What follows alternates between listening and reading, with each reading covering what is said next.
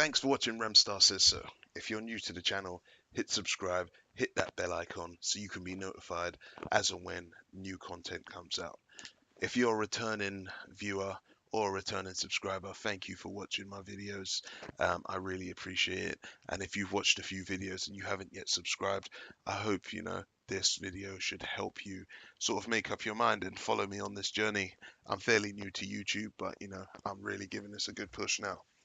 Today's video is about rising light heavyweight prospect Craig Spider Richards, who's now moved up to 14-1 after capturing the vacant Continental Light Heavyweight belt by knocking out Jake Paul in the third round in stunning fashion. Craig Richards is somebody who's never shied away from a fight. His only loss coming to Frank Buglioni a week after he had previously fought. I've been quite fortunate enough to have sat in the stands and seen a few of Craig's fights personally. I remember I saw him knock out Mikhail Ludwigczak, and I think I also saw him fight Bosco Misic.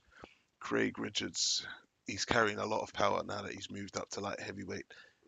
It was clear as day that, even though he was making the weight at super middleweight, maybe he just wasn't getting the power in the punches. He did say that when he was an amateur, he did sort of fight at the cruiserweight level and sort of drained himself down.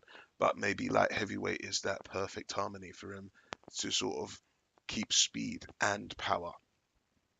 What can I say about Craig? He's now fifth ranked in Britain for the light heavyweights, and he's looking up the ladder and he's looking at the guys in front of him, and I'm pretty sure he'll be chomping at the bits, wanting to have a go at one of those guys, or maybe trying to emulate what they're doing. Right now, you've got Liam Conroy, Callum Johnson, Joshua Buatsi, and Anthony Yard in front of him. Could you see Fast already putting Craig Richards in a fight, a matchroom fight with both of them? Well, yes, because he'd probably get paid twice in fees. Could you see him going over to BT Sports and challenging Anthony Yard? Potentially. The thing is with Anthony Yard is what we do know is Frank Warren is sort of paving the way for Anthony Yard to take his first title shot either the back end of 2019 or early 2020. So what's next for Craig Richards? Well, I'd like to see him defend this vacant Commonwealth belt that he's just taken up. I'm sure there's other sort of light heavyweights that he could fight out there on the international scene. Right now, you're looking at Anthony Yard, who's got 2 international belts with the WBO, and maybe Craig could be looking at some of those.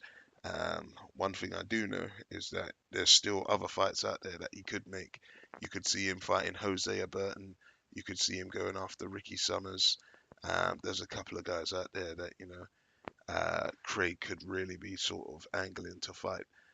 But right now he's on the right path, fighting under that Matchroom banner on Sky Sports. He's getting exposure. Is he fighting as regularly as he should be? That's a question mark. But what I do know is that Jake Paul had pulled out of this fight 2 times prior. So maybe that's the reason why 2018 could have seemed a little bit chippy for him in terms of fighting regularly. Because if he was trying to take Jake Paul's head off and Jake Paul kept pulling out, there's not much he can do. Who would I like to see him fight next? I'm not too sure actually. I'd like to see him defend this belt and then maybe step up to the international scene.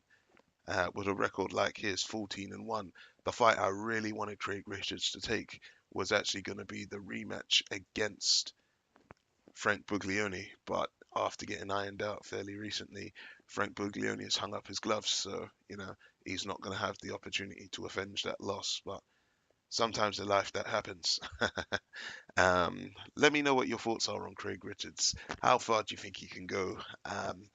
Is he more of a sort of undercard filler, or do you think Eddie Hearn will push him in the right direction and sort of give him the limelight? Would he be better under the tutelage of Al Heyman and the PBC, or even Frank Warren and BT Sports? Let me know your thoughts, guys. This is Remstar Says So. Hit like, hit subscribe. Thank you.